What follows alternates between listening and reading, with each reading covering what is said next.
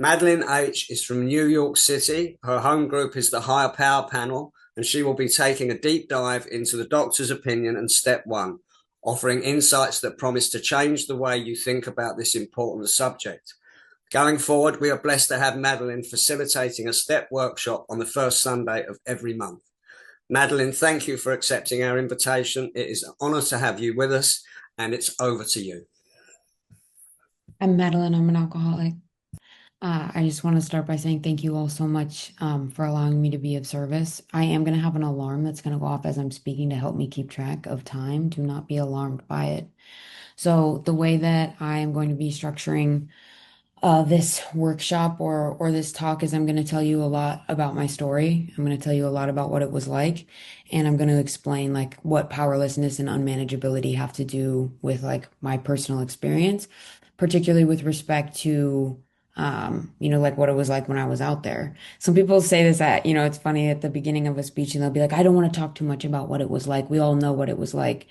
And it's like, sure, we all know what it was like, but I had no idea that the things that I was doing were alcoholism. I had no idea that the things that I was doing out there were things that were symptoms of this common disease that other people shared that there was a solution to.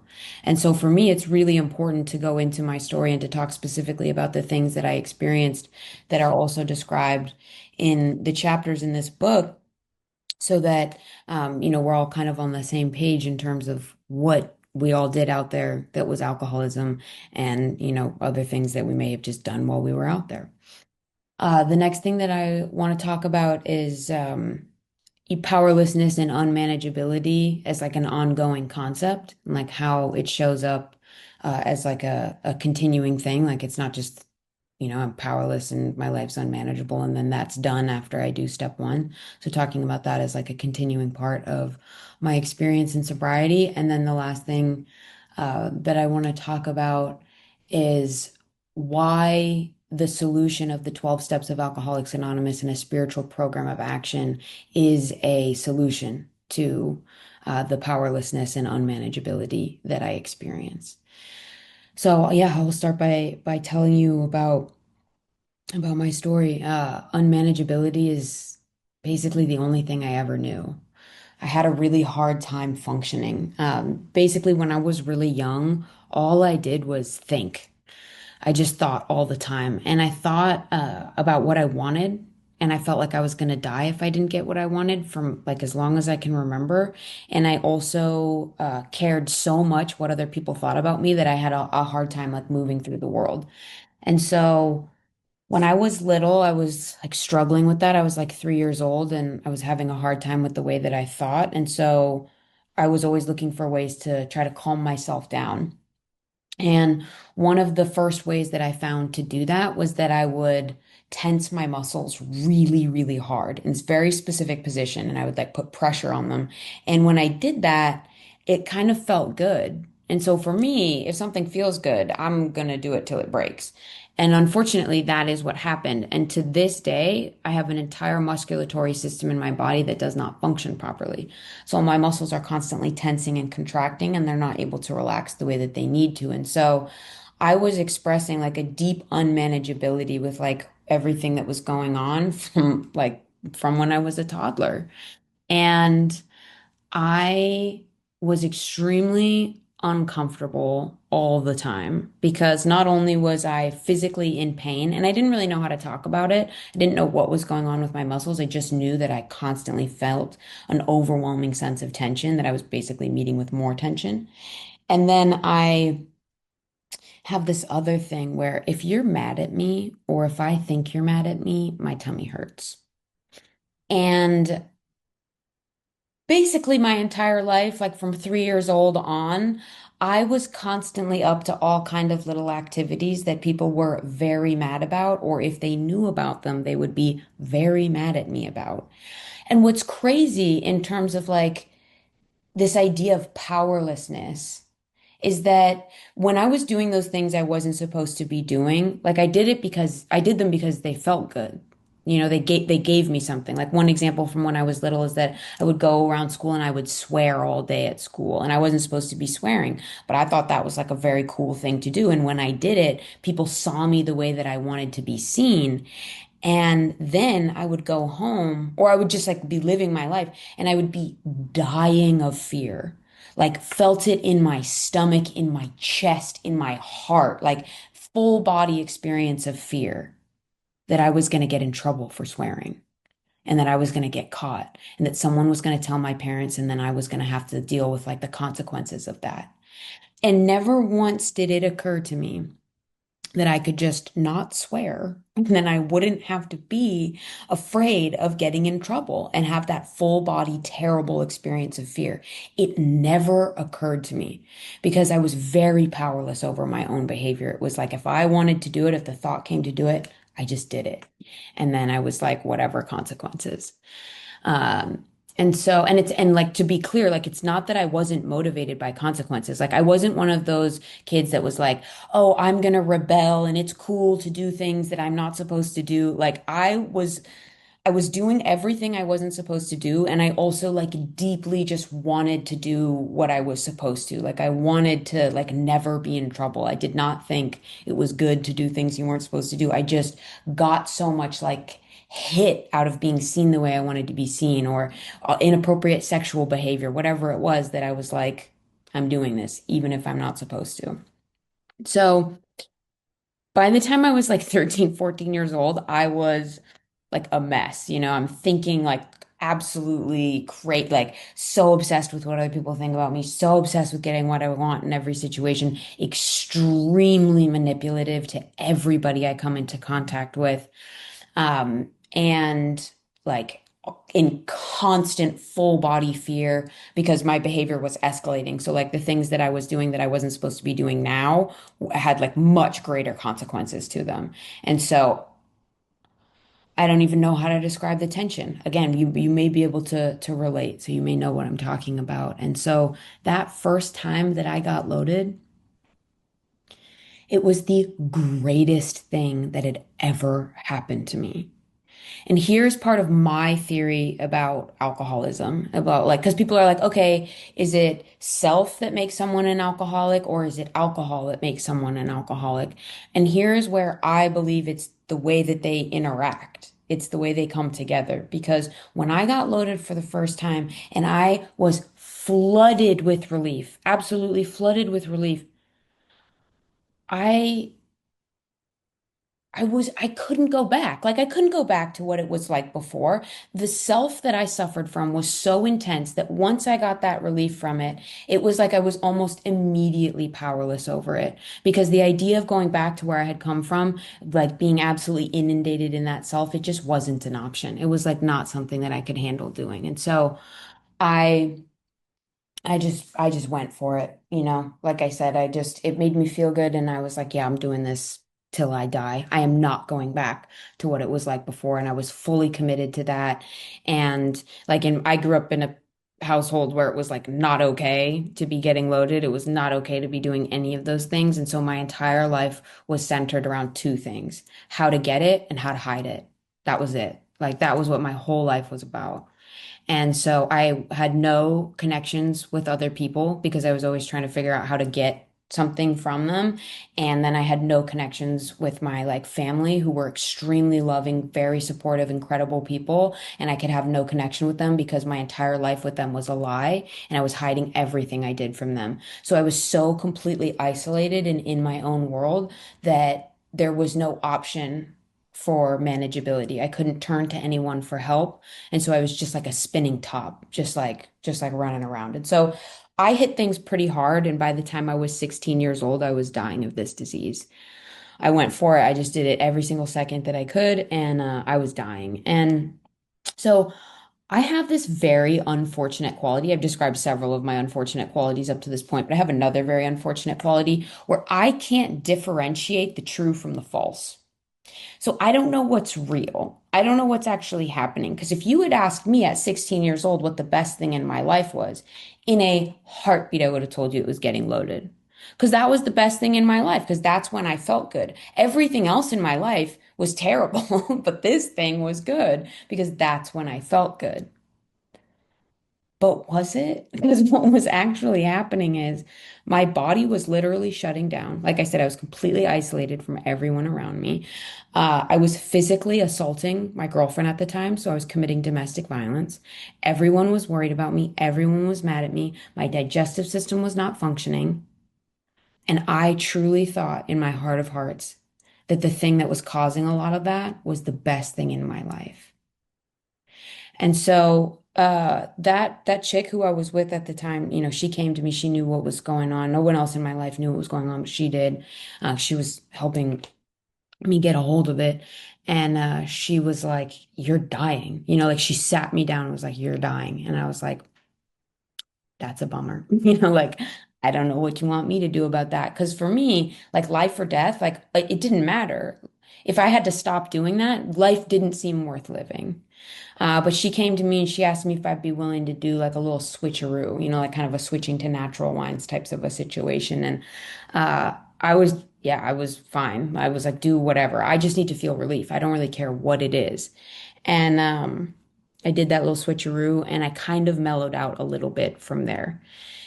So hopefully I have described to you why I'm so powerless over getting loaded. And I'm powerless over getting loaded because it feels so good to me in comparison to how bad I feel naturally that I literally don't care about the consequences.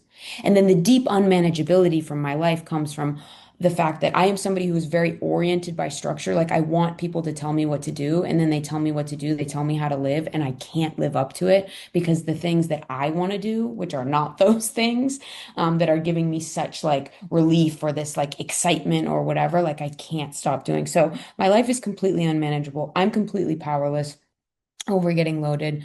And I will now share with you the other thing, the other aspect of my life that makes my life so incredibly unmanageable. And that is the fact that I care about power, control, attention, and affection more than I care about anything else in the entire world. Those four things matter to me more than my friends, family, physical safety, health, well-being, anything. And I am incredibly motivated by chasing those things. And so when I went away to college, because I come from a like a background where everyone goes to college. There's no question of like whether you're suited for it or whether you're ready for it. And I certainly was not ready for it. It was just like you just went to college. And so I went to college and basically what happened is I was confronted like face to face with how deeply unable I was to manage my own life. And so, like, my life had been managed by my parents before, and like high school is very structured. And so it was like everything was laid out for me, like how to go about my day. And once it was up to me, I can't do this. Everything, I couldn't manage my own life. And I was like deeply aware of that. I didn't have the language for it that I'm given here in this program, but I was deeply aware that I could not manage my own life. And so, who will manage your own life for you is a pimp. And sex work is a great way to get power, control, attention, and affection. So it was just the most natural, salmon upstream kind of a situation. It was just like, this is it. And so I started my career in sex work, which, if I'm completely honest with everybody in this room, I had wanted to do since the moment I found out someone could get paid for that activity. I was like, this is what I want. And so I got into that, and it was everything I had ever wanted. Like I had arrived.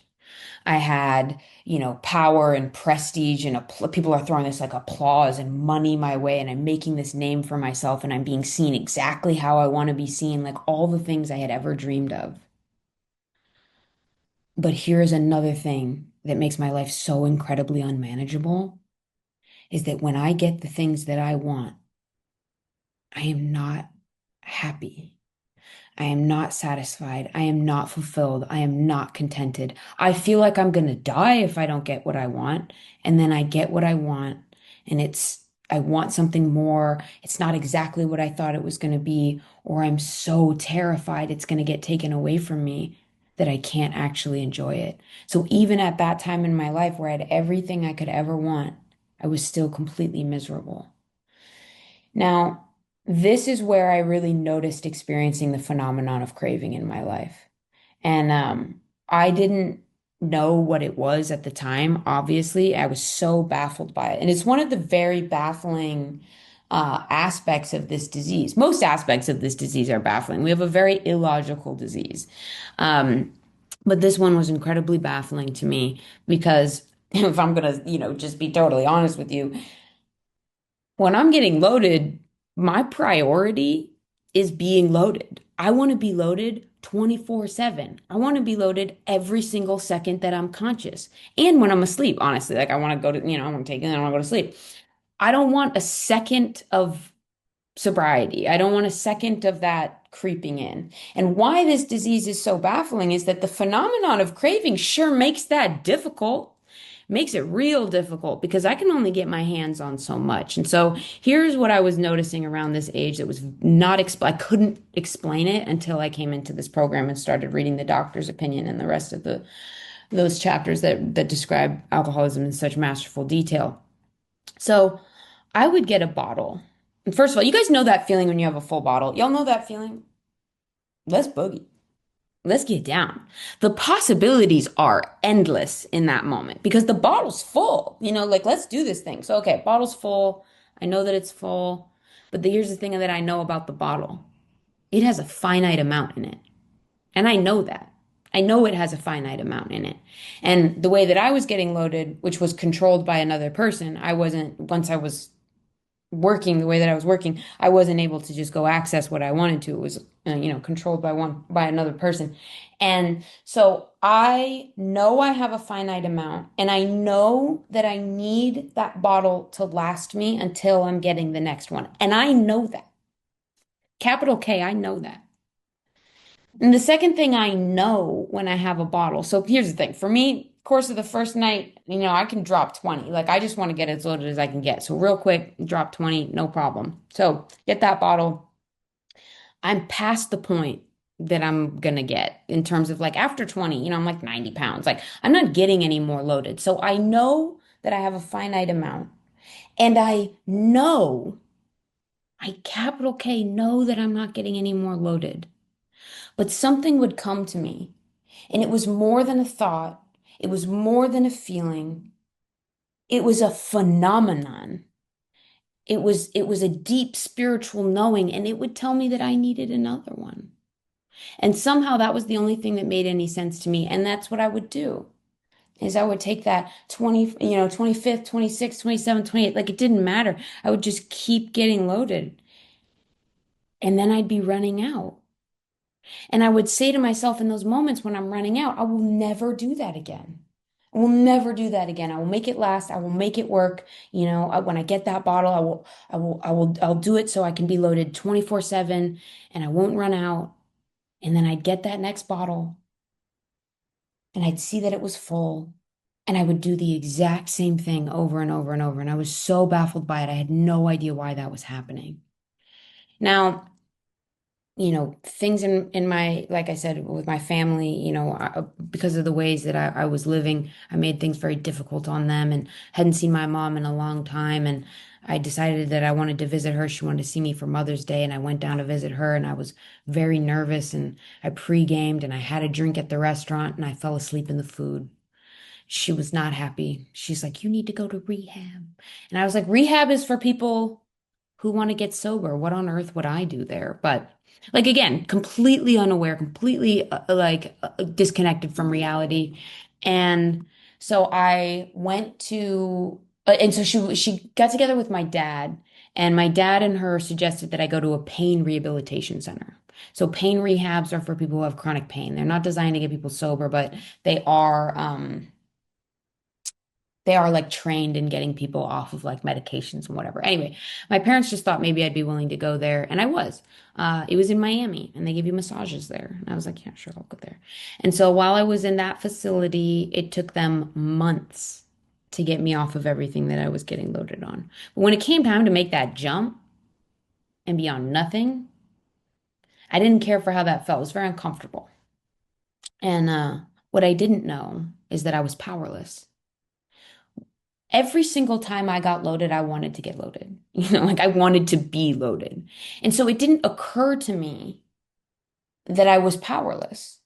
It didn't occur to me that the reason that I couldn't get sober in that moment was because there was something, because I was having because I had a disease, because I had a disease of powerlessness. I didn't know that. I didn't know I was beyond the power of choice. It sure felt like a choice, especially with how much effort I put into getting loaded. It sure seems like a choice, but it's not. It wasn't. It wasn't a choice. And so I was completely powerless, and I went right back to it. And what did happen though is those months that I spent in that pain rehabilitation center, my body recovered a little bit. So I was healthier than I had been in quite some time. And so what happened when I got home was immediately I got pregnant. So I was pregnant with my pimp's kid, and I had a couple options in front of me. One of them was not getting sober. That wasn't even an option on the table. Like, I don't even know how to describe it because it seems so absurd. But when I was pregnant with this child, and it's important to know about my story because this isn't the case for everybody necessarily. But the child that I was pregnant with, I wanted to have. I wanted that child. My pimp, for all his faults, we had been, raising a family together. He had a daughter, and I really wanted the child that I was pregnant with. But getting sober, it didn't even occur. In my mind, I had just tried that. Wasn't going to do that. It didn't even think about it. So I was either going to have this child, knowing there was no way I was going to stay sober for 9 months, let alone 18 years, or I was going to terminate the pregnancy. And I just couldn't see doing this one. And so I did terminate the pregnancy. And I went absolutely insane. I lost my mind with grief and loss and self-pity because all I could see in this deeply unmanageable, deeply powerless state, all that I could see was that a grave injustice had been done unto me. All I knew was that this thing that I wanted, I didn't have. I couldn't see how I had anything to do with it. I couldn't see how the way that I was living had anything to do with it. And so things got very dark from there. And I will tell you all, another thing that makes my life incredibly unmanageable is that there's actually nothing that I like better than when something horrible has just happened. Because once something horrible has just happened, then I get to point to that and say, actually, this is why I'm doing what I'm doing, and you can't say anything about it. And so I am actually always kind of, in a way, actively seeking out trauma as best that I can. Because once trauma happens, then I really get to ride that out and do whatever I want. And I feel completely entitled to treat people however I want to treat them. And I feel completely entitled to really get loaded the way that I want to. And so, because of that instinct to seek those things out, that created a lot of unmanageability as well. But anyway, in this case, I hadn't necessarily sought it out, but I really did ride off of it. And so I finally ended up in a situation where I was covered in my own shit and throw up in deep psychosis for about a week. And my dad showed up that time and he's like, "Hey, we're going to real rehab." And I'm like, "Cool, take me wherever." Like I'm in no position to pick a destination from here. And he took me to that facility, and while I was there, they tried to explain to me from like a brain perspective, from like a neurological perspective. They were like, once you start, you can't stop. And I really, in that moment, was like, oh, I figured it out. That's it. I just can't pick it back up again and then everything will be fine. Like that made sense to me. I didn't want to do that. I wanted to continue getting loaded, but it was like, oh, if that's all I have to do. Because again, the idea that I was powerless had never occurred to me. I can see it now. I can trace it all through my story, but at the time, I had no idea. I thought that every single time I got loaded, I did it because I wanted to. I was choosing to do it. So it never occurred to me that I may not be able to choose, like that I might not be able to put it down on my own. So I get completely physically sober for the first time in like 8 years. And because I hadn't had like more than 6 hours of sobriety in that 8 years, but I did finally get physically sober. It was extremely uncomfortable. But I was like, okay, this is just what it is. And this very odd thing happened. I'm completely sober. I'm like, hey, I'm not going to pick it back up again because that's the problem. That's what, sparks off this whole thing. And then my head was telling me to get loaded. Something in my head was telling me to get loaded. And I was like, what's that about? And this is where we can say, this is the evidence we have that the problem centers in our mind rather than in our body. Because if the only aspect of this disease that we suffered from, if what alcoholism was, is that once I start, I can't stop, we would all just put it down. It would be very simple. It would be very straightforward. We'd all just go to a facility that physically removed it from us and then we'd never pick it back up again. But unfortunately, alcoholism has more than just powerlessness after I take it into my system, but I'm actually powerless whether it's in my system or not. Currently, right now, I'm powerless over alcohol, and I certainly was in this moment that I'm talking about. So I'm completely physically sober. I'm in a sober living. My head is telling me to get loaded.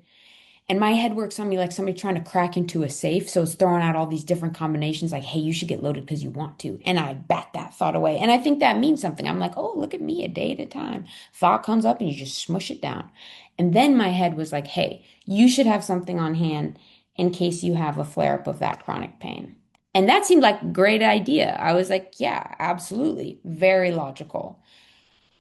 And then it was like, bing, safe open. And 3 months later, I was in the exact same apartment that I had, that I was in when I had to go to rehab the first time. I was in the exact same psychosis, same pimp, same everything.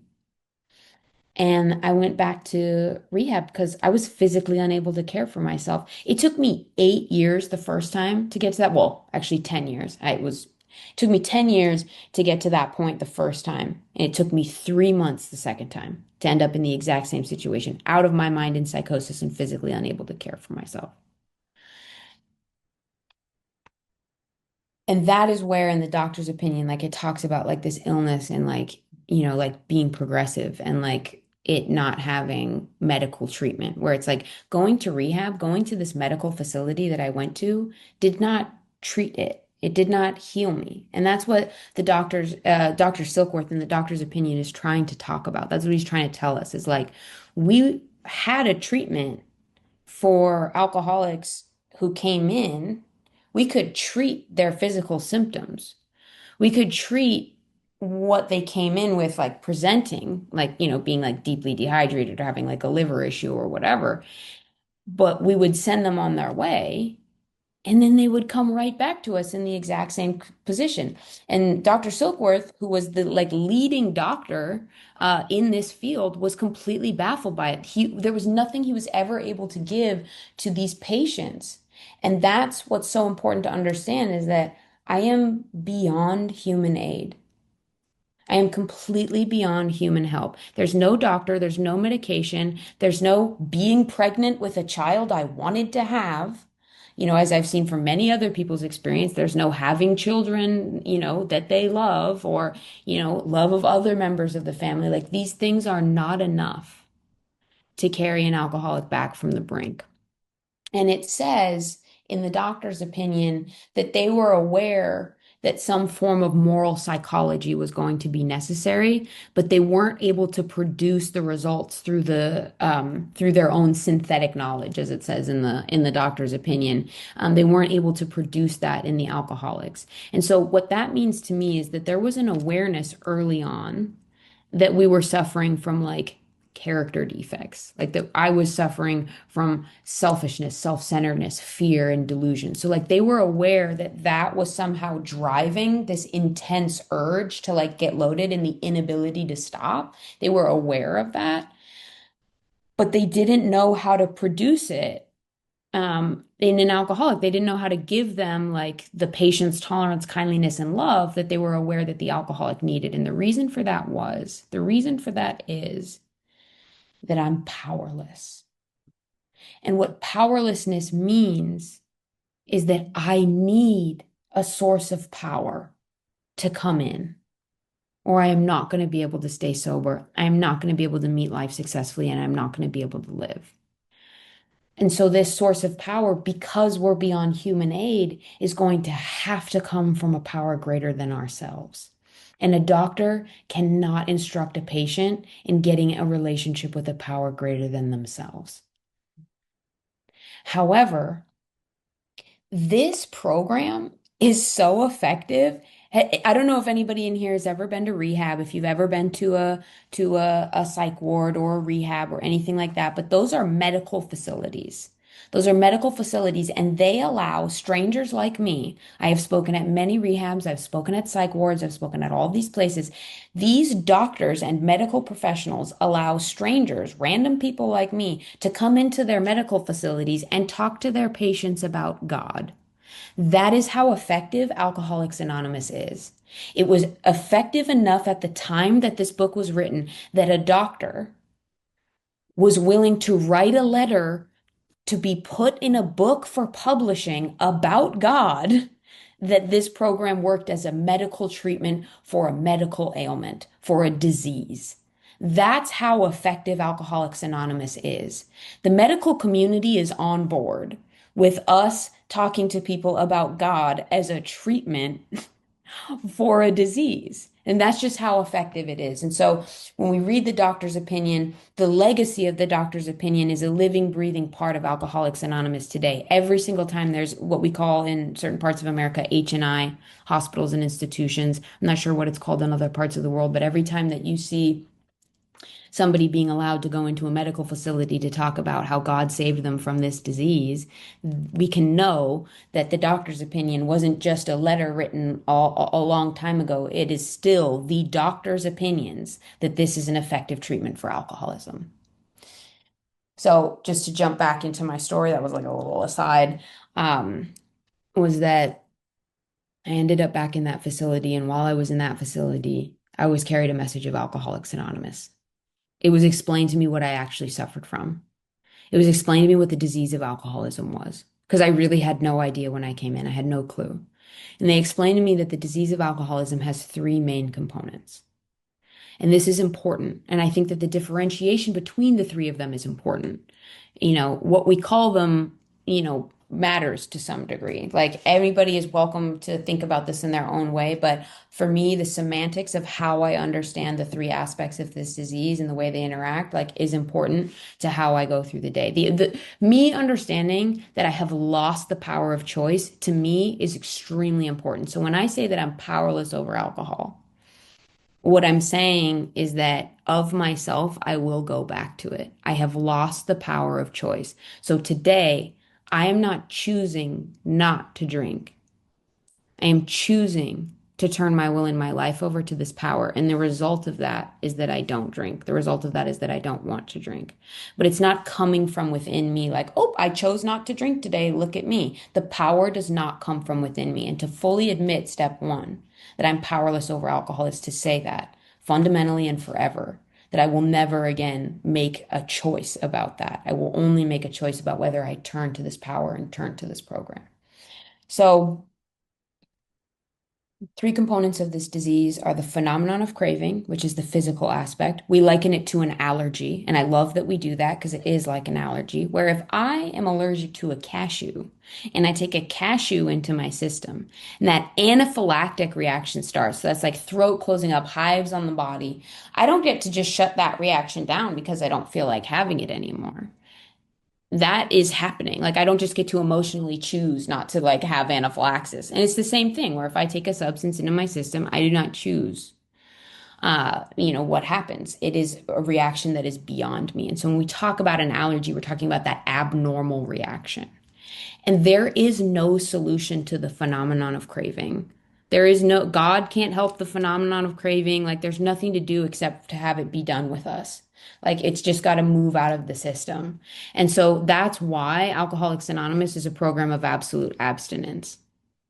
Because once I start, I can't stop. So I have to be fully removed from it. And then it is the mental obsession and selfishness and self-centeredness, the other two components of this disease that we have a solution to. Because it's like, okay, great. So I got it moved out of my system. How do I stay stopped? Because the mental obsession, the second component of this disease, is that I will always pick it back up again. something in my head tells me that I have to pick it back up again, and it comes at me in all these different forms, all these different mental twists. It tells me all these different things that eventually that thought comes to me so sweet I will not be able to stop. And so I I related to those. I related to those two concepts. And so when we talk about being powerless over alcohol, I'm talking about both of those states. I'm talking about when I'm sober and when I'm loaded, I'm powerless over alcohol. And then the third component of alcoholism is that whether I'm sober or whether I'm loaded, all I think about is myself. And so when I heard that description of this disease, I was like, "Ooh, that sounds like me."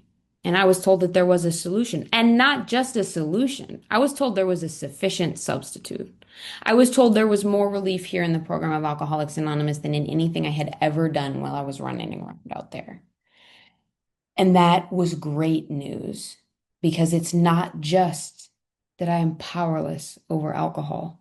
The reason that I keep turning back to it, that I can't stop, that everything inside me feels so bad that I need to keep picking it up because I feel completely miserable without it, is because of that deep unmanageability of my life. And when I talk about deep unmanageability, I'm talking about the fact that everywhere I went, I harmed people.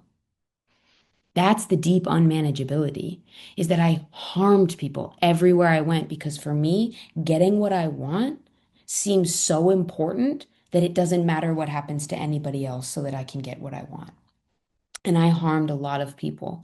And I would love to tell you all, like, oh, yeah, I harmed people because I was in a blackout and I don't remember and I was out of my mind. No, I harmed people out of ego.